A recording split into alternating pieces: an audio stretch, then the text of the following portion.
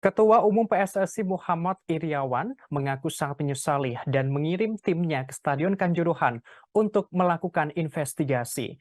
Ia menerangkan untuk sementara kompetisi Liga 1 2022-2023 dihentikan selama 1 pekan. Tak hanya itu, tim Arema FC dilarang menjadi tuan rumah selama sisa kompetisi musim ini. Muhammad Iriawan menambahkan bahwa PSSI mendukung pihak kepolisian untuk menyelidiki kasus ini. Apalagi kejadian ini sangat mencoreng wajah sepak bola Indonesia.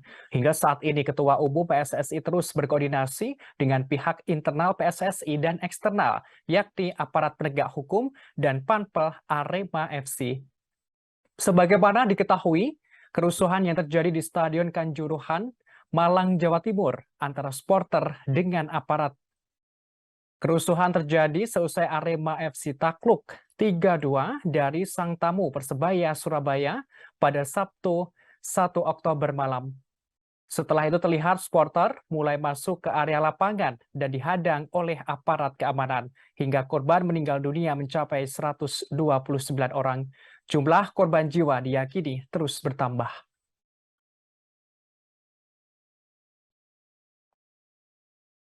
Terima kasih sudah nonton.